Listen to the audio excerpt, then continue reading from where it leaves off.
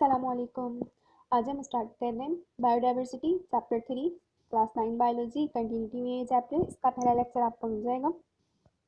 हमने उसमें जो है 3 किंगडम क्लासिफिकेशन तक पढ़ लिया था। अब हमारे पास 4 किंगडम क्लासिफिकेशन है। तो 4 किंगडम क्लासिफिकेशन में हमारे पास जो किंगडम प्रोटिस्टा था उसको जो है उन्होंने 2 हिस्सों में डिवाइड कर दिया। पहले हमने किंगडम प्रोटिस्टा को 2 हिस्सों में डिवाइड किया था, लोअर प्रोटिस्टा और हायर प्रोटिस्टा, और उसको जो है हम एक ही इसमें क्लासीफाई कर रहे थे, एक ही मेन किंगडम में, किंगडम प्रोटिस्टा। लेकिन फोर्थ किंगडम क्लासिफिकेशन में क्या हुआ, जो हमारे पास लोअर प्रोटिस्टा थे हमने क्या किया, उनका एक अलग किंगडम बना दिया, किंगडम मोनेरा के नाम से। ठीक है। अब यहाँ पे आपको दिख रहा होगा कि यहाँ पे 4 जो है अलग अलग डिवीजन है, kingdom Monera, kingdom protista, kingdom Metaphyta, kingdom metazoa. Kingdom monera में क्या इंक्लूड थे, सारे लोअर प्रोटिस्टा, प्रोकैरियोटिक प्रोटिस्टा थे। मतलब इनके प्रोकैरियोट्स मतलब क्या होता है, जिनके सेल कंप्लीट ना हो, तो इनके सेल्स भी क्या थे, कंप्लीट ना नहीं थे। इसकी जो एग्जांपल है वो क्या है, बैक्टीरिया और blue green mills. Next kingdom है किंगडम प्रोटिस्टा। इसमें जो है हमारे पास हायर प्रोटोस्टिस इन्वॉल्व होते हैं, यानी यूकैरियोटिक एनिमल्स। यूकैरियोटिक एनिमल्स वो होते हैं जिनके पास क्या होता है, उनका न्यूक्लियस कंप्लीट होता है, कंप्लीट सेल होता है। इसकी एग्जांपल हमारे पास क्या है, अल्ज़ाइम फंजाई।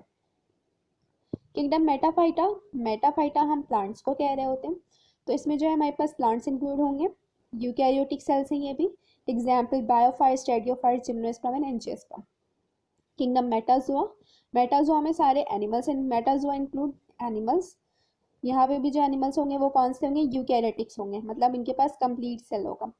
इसकी एग्जाम्पल हमारे पास इनवर्टिब्रेट्स एंड वर्टिब्रेट्स। देखिए हमारे पास सिर्फ प्रोकैरियोटिक सेल्स किस में है, किंगडम मोनेरा में। बाकी kingdom protista, kingdom metazoa, kingdom metaphyta, इन तीनों में हमारे पास क्या है, यूकैरियोटिक सेल्स है। अब हमारे पास फिर क्या हुआ, 5 किंगडम क्लासिफिकेशन हुई। 5 किंगडम क्लासिफिकेशन किसने दी थी, रॉबर्ट पिटिकर ने 1969 में। अब 5 किंगडम क्लासिफिकेशन है, मीन्स के ऑर्गेनिजम्स को जो है 5 अलग अलग किंगडम में डिवाइड किया गया। अच्छा, यहाँ पे जो डिवीजन थी उसके 2 बेसिक प्रिंसिपल हैं। ठीक है। पहला ये कि हमने जो ऑर्गेनिजम्स को क्लासीफाई किया वो किस बेस पे किया, उनके सेलुलर स्ट्रक्चर और बॉडी ऑर्गेनाइजेशन पे। आइदर वो यूनिसेलुलर प्रोकैरियोट्स हैं, या यूनिसेलुलर यूकैरियोट्स हैं, या फिर मल्टी सेलुलर यूकैरियोट्स हैं। इसके बेसिस पे हमने डिवीजन की। और दूसरा पॉइंट क्या था, मोड ऑफ न्यूट्रिशन, मतलब वो किस तरह से खाते हैं, वो जो अपनी न्यूट्रिशन हासिल करते हैं वो किस तरह हासिल करते हैं। ऑटोट्रॉफ्स, ऑटोट्रॉफ्स वो होते हैं जो अपनी एनर्जी या अपनी एटीपीज खुद प्रिपेयर कर रहे होते हैं। जैसे कि प्लांट्स में अगर हम देखें तो फोटोसिंथेसिस का प्रोसेस हो रहा होता है। इंजेस्टिव हीटोट्रॉप्स देखें, ये वो हीटोट्रॉप्स होते हैं जो क्या करें, खाते हैं। जैसे हम कोई एक फूड बनाते हैं और फिर उसको इंजेस्ट करते हैं। ठीक है। और एब्जॉर्प्टिव हीटोट्रॉप्स कौन से होते हैं, वो हीटोट्रॉप्स जो हमारे पास किसी दूसरे का खाना एब्जॉर्ब कर लें। जैसे फंजाई क्या करते हैं, दूसरे अल्जाई या प्लांट्स के साथ अपनी बॉन्डिंग बनाते हैं और उसके सारे प्रिपेयर्ड फूड को एब्जॉर्ब कर लेते हैं, खुद कुछ नहीं करते, बस सिर्फ फूड एब्जॉर्ब करते हैं। तो इसको हम कहते हैं एब्जॉर्प्टिव हीटोट्रॉप्स।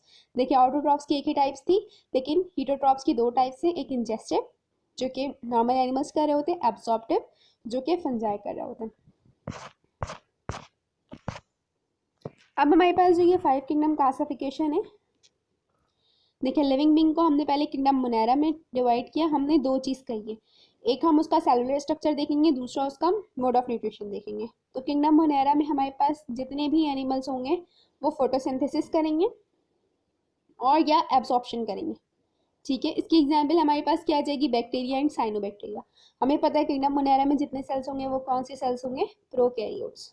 उसके बाद नेक्स्ट डिवीजन है किंगडम प्रोटिस्टा। किंगडम प्रोटिस्टा में जो है फूड की एब्जॉर्प्शन होगी, इंजेशन होगी और फोटोसिंथेसिस होगी। मतलब तीनों टाइप्स ऑफ न्यूट्रिशन यहाँ पे पाए जाते हैं, क्योंकि किंगडम प्रोटिस्टा एक कॉम्प्लेक्स ग्रुप है। इसके बाद जो आगे फर्दर 3 डिवीजन होगी ना, वो इसी में से होगी। किंगडम प्रोटिस्टा में जो है मतलब kingdom fungi, kingdom plantae, kingdom animal, इन तीनों को ओरिजिन जो है किंगडम प्रोटिस्टा से। ओरिजिन क्या होगा, स्टार्ट, स्टार्ट क्या होता है, बहुत बेसिक सी चीज़ होती है, तो इसके जो बेसिक एनिमल है वो किंगडम प्रोटिस्टा में होता है। अच्छा, अगर हम किंगडम प्रोटिस्टा की एग्जांपल देखें तो हमारे पास क्या है, माइक्रोअल्जाई, फाइटोप्लैंक्टॉन्स फॉर्म, या फिर प्रोटोजोआ या स्लाइम मोड। अच्छा, अब हमारे पास जो किंगडम प्रोटिस्टा है हमने देखा इसमें तीनों तरह के मोड ऑफ न्यूट्रिशन है, एब्जॉर्प्टिव भी है, फोटोसिंथेसिस भी और इंजेशन भी है। तो एब्जॉर्प्टिव वाला जो इनका मोड ऑफ न्यूट्रिशन था वो आगे जाके मॉडिफाई हो जाएगा किंगडम फंजाई में। जो फोटोसिंथेसिस वाला ऑर्गेनिज्म था वो आगे जाके मॉडिफाई हो जाएगा किंगडम प्लैंटाई में। और जबकि इंजेक्शन वाला किसमें मॉडिफाई हो जाएगा, किंगडम एनिमिलिया में। अच्छा, किंगडम फंजाई में हमारे पास एग्जाम्पल है micro fungi, macro fungi. Micro और मैक्रो में ये फर्क होता है, माइक्रो मीन्स होता है छोटे और मैक्रो मीन्स होता है बड़े, ठीक है। और उसके साथ साथ स्लाइम एंड वाटर मोल्ड। अच्छा, किंगडम प्लैंटाई में हमारे पास क्या होगा, मैक्रो अल्जाए, मतलब वो जो बड़े बड़े होंगे। इसके जो माइक्रो अल्जाए वो किसमें इंक्लूड थे, किंगडम प्रोटिस्टा में, ठीक है। ट्रेडियोफाइट्स, जिम्नोस्पर्म, एंजियोस्पर्म, ये सब कुछ किंगडम प्लैंटाई में आ जाएगा। और किंगडम एनिमिलिया में क्या होगा, इनवर्टिब्रेट्स और वर्टिब्रेट्स। अच्छा, अब हम इनमें जो है एक एक क्लासिफिकेशन को डिटेल में देखेंगे। किंगडम मोनेरा क्या है हमारे पास, इट इंक्लूड्स ऑल प्रोकैरियोट्स, आई बैक्टीरिया एंड साइनोबैक्टीरिया। इसमें जितने भी प्रोकैरियोट्स हैं, प्रोकैरियोट्स वो जिनका सेल कंप्लीट नहीं होता, वो सब किस में पाए जाएंगे, किंगडम मोनेरा में। अब इसके एग्जाम्पल हमारे पास बैक्टीरिया भी हो सकता है और साइनोबैक्टीरिया भी हो सकता है। सेकेंड किंगडम में हमारे पास किंगडम प्रोटिस्टा। किंगडम प्रोटिस्टा क्या है, इसमें क्या होंगे, सारे यूकैरियोट्स होंगे, यूनिसेलुलर ऑर्गेनिजम्स होंगे एक्सेप्ट ईस्ट। ईस्ट को हम इसमें स्टडी नहीं करेंगे। अच्छा, इसमें जो इंक्लूड होंगे एनिमल या फिर लिविंग ऑर्गेनिज्म, इनमें दोनों की प्रॉपर्टीज होगी, प्लांट लाइक भी दिखेंगे और एनिमल लाइक भी, ठीक है। और बहुत सारे जो प्रोटिस्टा होते हैं वो क्या होते हैं, इक्वेटिक होते हैं। इक्वेटिक मीन्स होता है वाटर में रहने, आइदर वो फ्रेश वाटर में रहे और वो मरीन वाटर में रहे। तो हमारे पास जो एक्वेटिक है मीन्स कि दोनों में से किसी भी वाटर में पाए जा सकते हैं। इसकी एग्जांपल हमारे पास प्रोटोजोआ या फिर यूनिसेलुलर अल्जाई भी होता है, और इसकी एग्जांपल और है पैरामीशियम। नेक्स्ट है हमारे पास किंगडम फंजाई। इसमें क्या है, different multi cellular eukaryotic fungi include है, ठीक है। फंजाई है, इट मीन्स इनके पास क्या होगा, ए क्लोरोफिलस होंगे। ए क्लोरोफिलस, ए अगर पहले लग जाए इट मीन्स एब्सेंट, तो यहाँ पे क्लोरोफिल क्या होगा, एब्सेंट होगा, ठीक है। इसी वजह से तो ये एब्जॉर्प्टिव हीटरोट्रॉप से दूसरे से अपना खाना ले ले रहे हैं, एब्जॉर्ब कर ले रहे हैं। अच्छा, इनके पास सेल वॉल होता है जो कि किससे बना हुआ होता है, काइटिन से। और इनकी पूरी जो सेल होती है, सेल बॉडी, उसको हम क्या कह रहे होते हैं, माइसीलियम, जो कि थ्रिएड लाइक स्ट्रक्चर से बनी हुई होती है। उस थ्रिएड लाइक स्ट्रक्चर को हम हाइफी कह रहे होते हैं। देखिए, अभी हमने 3 किंगडम पढ़ ली। पहली किंगडम थी हमारी किंगडम मोनेरा जिसमें प्रोकैरियोट्स थे। दूसरी किंगडम थी हमारी किंगडम प्रोटिस्टा जिसमें हमारे पास यूकैरियोट्स थे लेकिन लोअर एनिमल थे। और इसमें से ही जो है बाकी तीनों की ओरिजिन हुई है, kingdom fungi, kingdom plantae, kingdom animalia. Kingdom protista में जो है तीनों मोड्स ऑफ न्यूट्रिशन थे, ठीक है। अब किंगडम फंजाई में हमारे पास एब्जॉर्प्टिव हीटरोट्रॉप्स ही है। इसके पास सेल वॉल भी होता है जो कि काइटिन से बना हुआ होता है। इसकी पूरी बॉडी को हम माइसीलियम कह रहे होते हैं, जिस जो है थ्रिएड लाइक स्ट्रक्चर से बना हुआ होता है। थ्रिएड लाइक स्ट्रक्चर को हाइफी कहते हैं। अब हमारे पास नेक्स्ट है किंगडम प्लैंटाई। अच्छा, इसमें क्या है हमारे पास, it includes all multi cellular, जितने भी multi cellular eukaryotic photosynthesis organism. देखिए, मल्टी सेलुलर मीन्स एक से ज़्यादा सेल होंगे, यूकैरियोटिक्स कंप्लीट सेल होगा, फोटोसिंथेटिक मतलब ये सनलाइट के प्रेजेंस में अपना फूड खुद प्रिपेयर करेंगे, ठीक है। अच्छा, यहाँ पे जो हमारे पास सेल वॉल होता है किंगडम प्लैंटाई का, ये किससे बना हुआ होता है, सेलुलोज से। जबकि हमारे पास जो वो था किंगडम फंजाई, उसका जो सेल वॉल था वो किसका बना हुआ था, काइटिन का। ये सेल वॉल हम डीप में स्टडी करेंगे आगे चैप्टर, हमारा पूरा एक है सेल का उसमें। अच्छा, इसके अलावा जो है इसमें मल्टी सेलुलर अल्जाई, बायोफाइट, स्टेडियोफाइट, जिम्नोस्पर्म और एंजियोस्पर्म भी इंक्लूड होते हैं। अब आते हैं हम किंगडम एनिमिलियम। किंगडम एनिमिलिया में भी क्या होगा, मल्टी सेलुलर यूकैरियोटिक ऑर्गेनिज्म है। एनिमिलिया है, इनमें मोड ऑफ न्यूट्रिशन कौन सी होगी, इंजेस्टिव। अच्छा, अब जो हमारे पास ये किंगडम एनिमिलिया, इनमें कोई भी सेल नहीं, सेल वॉल नहीं होता, मीन्स इसके जितने भी सेल होंगे विदाउट सेल वॉल होंगे। अच्छा, इसमें हमारे पास सारे वर्टिब्रेट्स और इनवर्टिब्रेट्स आ जाते हैं। वर्टिब्रेट्स क्या होते हैं, जिनमें वर्टिबल कॉलम हो, और इनवर्टिब्रेट्स क्या होते हैं, जिनमें वर्टिबल कॉलम एब्सेंट हो। अच्छा, अब आप ये देखें, यहाँ पे जो है एक कंपैरेटिव कैरेक्टरिस्टिक्स ऑफ 5 किंगडम बताई हुई है। हमारे पास जो करेक्टर्स बताए हुए वो कौन कौन से बताए हुए, cell type, cell wall, nuclear membrane, body organization और मोड ऑफ न्यूट्रिशन। 5 किंगडम हमारे पास मेंशन है। अगर हम सेल टाइप देखें तो हमारे पास जो मोनेरा है वो सिर्फ प्रोकैरियोट्स होता है, बाकी चारों क्या होते हैं, यूकैरियोट्स होते हैं। अच्छा, हम सेल वॉल देखें तो सेल वॉल एनिमल में एब्सेंट होगा, अभी अभी हमने पढ़ा है, ठीक है।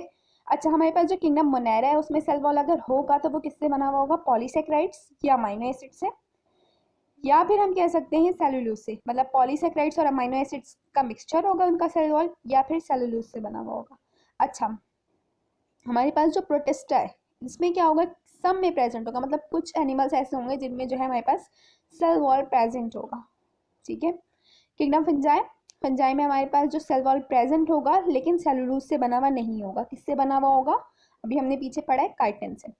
किंगडम प्लेंटाई में हमारे पास जो सेल वॉल होगा वो किससे बना हुआ होगा, सेलुलोज से, एनिमल में एब्सेंट है। अच्छा, अब हम बात करते हैं न्यूक्लियर मेम्ब्रेन। न्यूक्लियर मेम्ब्रेन किन में प्रेजेंट होती है, न्यूक्लियर मेम्ब्रेन सिर्फ उनमें प्रेजेंट होगी जो कंप्लीट सेल होंगे, यूकैरियोटिक सेल होंगे। तो हमें पता है किंगडम मोनेरा क्या है, प्रोकैरियोट से, तो इसमें क्या होगा, सेल न्यूक्लियर मेम्ब्रेन एब्सेंट होगा। जबकि प्रोटिस्टा, फंजाई, प्लेंटा, एनिमिया, इन चारों किंगडम में हमारे पास न्यूक्लियर मेम्ब्रेन प्रेजेंट होगा। नेक्स्ट है बॉडी ऑर्गेनाइजेशन। अच्छा, अब हमारे पास जो मोनेरा है उसमें किस तरह की बॉडी ऑर्गेनाइजेशन है, सेलुलर तो है लेकिन बॉन्डेड ऑर्गेनेलीज नहीं है, मीन्स कि यहाँ पे double membrane bonded organelles absent होंगे। जबकि प्रोटिस्टा क्या है, सेलुलर है, ठीक है। और हमारे पास जो फंजाई है मल्टी सेलुलर है और इसमें जो टिश्यू होगा वो लूज टिश्यू होगा। देखें, पहले क्या थे, सेलुलर लेवल पे ऑर्गेनिज्म थे, प्रोटिस्टा तक सेलुलर लेवल थे, अब क्या हुआ, टिश्यू लेवल बनना शुरू हो गए फंजाई में, ठीक है। प्लेंटाई में क्या हुआ, टिश्यू ऑर्गन्स होंगे कंप्लीट, और एनिमेलिया में क्या होगा, टिश्यू भी होंगे, ऑर्गन भी होंगे, एक प्रॉपर ऑर्गन सिस्टम भी होगा। अब हमारे पास है मोड ऑफ न्यूट्रिशन। अब हम देखते हैं कि ये अपना खाना या अपनी न्यूट्रिशन किस तरह लेते हैं। तो मोनेरा क्या होगा, ऑटोट्रॉफिक होगा। ऑटोट्रॉफ किस तरह होगा, या तो ये कीमोसिंथेटिक होगा या फोटोसिंथेटिक होगा। कीमोसिंथेटिक मीन्स के केमिकल से वो अपनी न्यूट्रिशन हासिल करेगा, जैसे हम सल्फाइड बैक्टीरिया करके कुछ पढ़ते हैं, आगे हम इसको डिस्कस करेंगे। अच्छा, हीटोट्रॉफिक भी हो सकते हैं। हीटोट्रॉफिक में भी इनकी दो टाइप है, या तो सैप्रोफाइट होंगे या फिर पैरासाइट्स होंगे। सैप्रोफाइट और पैरासाइट्स, पैरासाइट्स वो होते हैं जो दूसरों को हार्म करें, और सैप्रोफाइट जो है वो होते हैं जो हार्म ना करें। ये हम आगे जो है हमारे पास पूरा एक चैप्टर है, हम उसमें ये सब चीज़ें डिस्कस करेंगे। अच्छा, प्रोटिस्टा क्या होता है, हमारे पास ऑटोट्रॉफिक होते हैं, मीन्स की फोटोसिंथेटिक, एंड हीटोट्रॉफिक, इसमें दोनों ऑर्गेनिजम्स, दोनों ऑर्गेनाइजेशन होती है न्यूट्रिशन के लिए, या तो वो ऑटोट्रॉफिक भी हो सकते हैं या फिर हीटोट्रॉफिक भी। अच्छा, फंजाई क्या है, ये हीटोट्रॉफिक होंगे, या तो ये सैप्रोफाइटिक हों या फिर पैरासिटिक हों। प्लेंटाइट टोटली ऑटोट्रॉफिक होगा, फोटोसिंथेटिक होगा, मीन्स के फोटोसिंथेसिस के थ्रू अपनी एनर्जी, अपनी न्यूट्रिशन बनाएगा ये। अच्छा, एनिमीलिया क्या होते हैं, ये हीटोट्रॉफिक होते हैं, आइदर वो होलोजोइक हो और सैप्रोफाइटिक हो। अच्छा, अब हमारे पास है स्ट्रक्चर ऑफ वायरस। वायरस क्या है, नॉन सेलुलर स्ट्रक्चर है, इसका कोई भी कंप्लीट सेल नहीं होता, ठीक है। इसमें आइदर आरएनए होगा या डीएनए होगा, इनका न्यूक्लियर मटेरियल भी कंप्लीट नहीं होता। जैसे अगर हम नॉर्मली देखें तो हमारे पास न्यूक्लियस में आरएनए डीएनए दोनों होते हैं, लेकिन वायरस में हमारे पास क्या होगा, या तो आरएनए होगा या फिर उसका डीएनए होगा, ठीक है। अच्छा, इसका जो प्रोटीन कोट होता है वायरस का, हम उसको क्या कहते हैं, कैप्सिड। और ये जो कैप्सिड होता है इसके अंदर जो है न्यूक्लिक एसिड होता है, ठीक है। और ये जो है कभी भी ऐसे रिप्रोड्यूस नहीं करेगा, आउटसाइड दी होस्ट सेल कभी भी वायरस रिप्रोड्यूस नहीं करता। आउटसाइड दी होस्ट सेल ये वायरस क्या है, as a non living thing है, कोई काम नहीं है इसका। लेकिन जैसे ही ये किसी लिविंग ऑर्गेनाइज्म में चला गया तो ये रैपिडली डिवाइड होने लगता है, ठीक है। इसकी वजह से हमारे पास जो है बहुत सारे जो है डिजीज़ कॉज होते हैं, लाइक टोबैको मोज़ेक डिजीज़, ये प्लांट्स में हो जाता है। उसके अलावा एनिमल्स में जो हमें cold, flu, dengue, polio, hepatitis, AIDS, ये सब कुछ हो रहा होता है। अच्छा, हमने वायरस को किसी भी किंगडम में नहीं पढ़ा, हमने 5 किंगडम क्लासिफिकेशन पे पढ़ी, लेकिन वायरस को तो किसी में भी प्लेस नहीं किया। हम वायरस को इसलिए प्लेस नहीं करते किसी भी किंगडम में क्योंकि ये जो है नॉन सेलुलर इन नेचर होता है, इसलिए हम इसको किसी भी किंगडम में प्लेस नहीं कर सकते। अब हमारे पास है बाइनोमियल नोमेनक्लेचर। ये हमारे पास क्या था कि एक कोई भी एक चीज़ है, जैसे मैं फ्रॉक के एग्जांपल लूँ, मैं पाकिस्तान के किसी भी शॉप में जाऊँ, कहूँ फ्रॉक दे दें, वो मुझे दे देंगे। किसी लेबॉर्ट्री में जाके मांगूँ मैं, वो मुझे दे देंगे।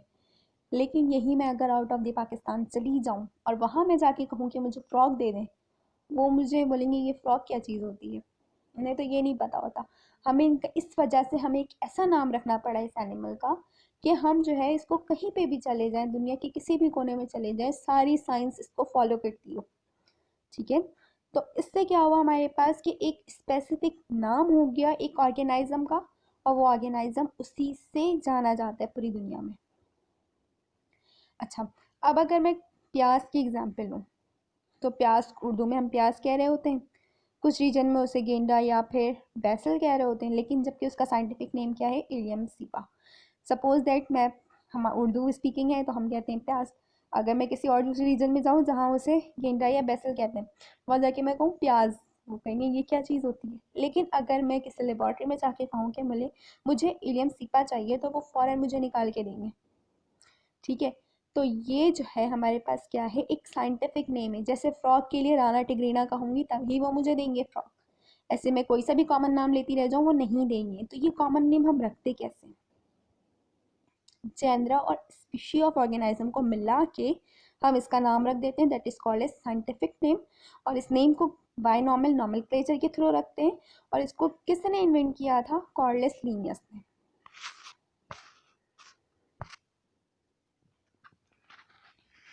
अच्छा, आप देखिए हमारे पास कुछ यहाँ पे कॉमन नेम्स लिखे हुए हैं और फिर उसके बायोलॉजिकल नेम्स भी लिखे हुए हैं।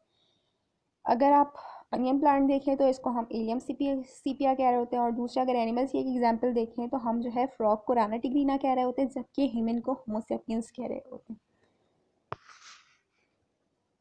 अच्छा, ये हमारे पास जो इसके कुछ प्रिंसिपल्स हैं। ठीक है, अब जैसे हमारे पास कुछ हैंड रिटन नेम में मैं लिख रही हूँ साइंटिफिक नेम, तो वो या तो अंडरलाइन पे लिखूँ या फिर इटैलिक में लिखूँ। ठीक है, इसमें जो मेरे पास जेनरिक नेम होगा, ठीक है, जो जेनरा होगा वो हमेशा कैपिटल लेटर में लिखाएगा उसका फर्स्ट लेटर। जैसे होमोसेपियन अगर मैं लिख रही हूँ तो होमो उसका जेनरा नेम है ह्यूमन का, तो वो क्या होगा, हमेशा कैपिटल लेटर में लिखाएगा। ठीक है, उसके अलावा उन्होंने बताया था कि हमारे पास अगर रेड रोज़ है तो उसको जो है मैं रोज़ा इंडिका कह रही हूँ। ठीक है, लेकिन सम टाइम जो है इसको एब्रिविएट कर देते हैं R indica, R dot indica, R से जो है रोज़ा साइलेंट कर देते हैं। ठीक है, जो सेवरल नेम रिपीटेड नेम होते हैं ना, हम समटाइम्स क्या करते हैं उसको एब्रिविएट कर देते हैं। उसके अलावा इनकी जो फोर्थ प्रिंसिपल थी, जैसे मेरे पास एक एग्जाम्पल है mango plant, Mangifera indica L. अब यहाँ पे जो ये एल लगा हुआ है, मैं इसको जो है एल समटाइम पूरा नाम लेके बता दूँ, मैग्नीफेरा इंडिका लीनियस। एल जो है ये रिप्रेजेंट कर रहा है कि किसने इसको फर्स्ट टाइम डिस्कवर किया था। मतलब ऑथर का नाम भी जो है आफ्टर स्पीशीज़ हम लगा सकते हैं, कि इससे हमें ये पता चलेगा कि ये जो साइंटिफिक नेम है ये किस साइंटिस्ट ने डिस्कवर किया था। अब हमारे पास कुछ इम्पेक्ट्स हैं ह्यूमन एक्टिविटीज़ की, जिसकी वजह से हमारा जो बायोडाइवर्सिटी है वो बहुत ज़्यादा अफेक्ट हो रहा है। ठीक है, फोर बेसिक हमारे पास क्या है ह्यूमन एक्टिविटी, अर्बनाइजेशन या फिर इंडस्ट्रियलाइजेशन। हम क्या कर रहे हैं, आबादी इंक्रीज हो रही, पॉपुलेशन इंक्रीज हो रहे हैं, हम फॉरेस्ट को कट करके बिल्डिंग्स बना रहे हैं। इससे भी क्या हो रहा है, प्लांट्स रिड्यूस हो रहे हैं, हमारे फॉरेस्ट जो है वो कम हो रहे हैं, तो इससे भी हमारे क्या होगा, बायोडाइवर्सिटी अफेक्ट हो रहा है। या डिफॉरेस्टेशन कर रहे हैं, फॉरेस्ट को कट कर रहे हैं, इससे क्या क्या कॉज हो सकता है, हमारे पास सॉइल रीजन होगा, प्लांट लाइफ डिस्ट्रॉय हो जाएगी, रेनफॉल या क्लाइमेटिक चेंजेस अपेयर होंगे, पोल्यूशन जो कि हर जगह पे। अब इस पोल्यूशन से क्या होगा, ग्लोबल वार्मिंग हो रही है, इससे भी हमारा बायोडाइवर्सिटी अफेक्ट हो रहा है। या फिर हम ओवर हंटिंग कर दें, ओवर हंटिंग मीन्स कि हम जो है हंट करें किसी भी एनिमल का, तो हम उसको डायरेक्ट किल करें वाइल्ड एनिमल को, तो इससे भी क्या होगा, हमारे बायोडाइवर्सिटी अफेक्ट होगा। अच्छा, अब ये जो है हम इसको पाई चार्ट क्यों कहते हैं, इसको हमने एक सर्कल में ड्रॉ किया इसलिए हम इसको क्या कह रहे होते हैं, पाई चार्ट। ठीक है, अच्छा देखें, इंट्रोडक्शन ऑफ इन्वेजन स्पीशीज, मतलब 36% जो है हम कोई दूसरा इन्वेजन कर दे रहे हैं स्पीशीज को, जिसकी वजह से हमारे पास ये चेंजेस आ रहे हैं। ठीक है, 39% क्या हो रहा है, हैबिट डिस्ट्रक्शन हो रही है, और जो हमारे पास 2% है वो अदर कॉज हो रहा है, और 20% जो है वो क्या हो रहा है, hunting and other type of international killing हो रही है। ये मैंने क्या बताया, किस चीज़ के बारे में बताया, ये हमें बता रहे हैं कि हमारे पास जो एनिमल हैं वो क्या हो रहे हैं, इंडेंजर्ड हो जा रहे हैं या फिर एक्सटिंक्शन हो जा रहे हैं। अब ये होता क्या है, देखिए इंडेंजर्ड ये चीज़ होती है जो पास्ट में तो पाए जाते थे एनिमल, लेकिन अब प्रेजेंट में नहीं है। जैसे हमारे पास डायनासोर की एक एग्जांपल है, पास्ट में तो होते थे लेकिन अब नहीं है। ऐसा क्यों हुआ, क्यों चले गए वो, क्यों ख़त्म हो गई उनकी स्पीशी, तो रीज़न इज़ दैट कि यहाँ पे ये जो 4 रीज़न बताए हुए, इस रीज़न की वजह से जो है वो इंडेंजर्ड हो गए हैं या फिर एक्सटिंक्शन हो गए। अब हमारे पास है डिफॉरेस्टेशन। डिफॉरेस्टेशन होती क्या है, हम जो है कटिंग ऑफ वुड कर रहे हैं, कटिंग ऑफ ट्रीज कर रहे हैं, कन्वर्जन ऑफ फॉरेस्ट कर रहे हैं टू नॉन फॉरेस्ट लैंड, तो ये क्या हो रही है, सारी चीज़ें डिफॉरेस्टेशन है। अच्छा, अब मैं एक फॉरेस्ट को काट दे रही हूँ, उस फॉरेस्ट से जो है मुझे जो है फूड भी मिलता था, फ्रेश एयर मिलता था, क्लॉथिंग, मेडिसन, मतलब बहुत सारी चीज़ें मिलती थी। लेकिन अब क्या हुआ, जब मैंने उसको कट कर दिया, सबसे इंपॉर्टेंट चीज़ हमारे पोल्यूशन को कम करता था, लेकिन अब मैं जब मैंने उसको कट कर दिया है तो क्या हुआ, ये सारी चीज़ें इन्वायरमेंट में पड़ना शुरू हो जाएंगी। That is called as deforestation. अच्छा, अब यहाँ पे आप देख रहे हैं इंडेंजर्ड स्पीशीज़, वो स्पीशी जो कि हमारे पास क्या हो कि ह्यूमन एक्टिविटीज़ की वजह से अब लाइफ पे अर्थ पे एग्जिस्ट नहीं करते, इनकी लाइफ कम होती जा रही है। जस्ट लाइक सम एग्जांपल है यहाँ पे long bill vulture, green sea turtle, ये सब कुछ क्या हो रहे हैं, इंडेंजर्ड होते जा रहे हैं। अभी मैंने आपको इंडेंजर्ड की एक्सप्लेनेशन दी कि ये क्या होते जा रहे हैं, ख़त्म होते जा रहे हैं। This is all about biodiversity. Hope so आपको समझ आया होगा। इसके एमसीक्यूज आप खुद से सॉल्व करने की कोशिश कर, बुक्स में इसके जो है जो जो चीज़ें मैंने पढ़ाई हैं वो सारी चीज़ें यहाँ पे मेंशन है, आराम से आपसे सॉल्व हो जाएगा। होप सो आपको समझ आया होगा। Thanks for watching.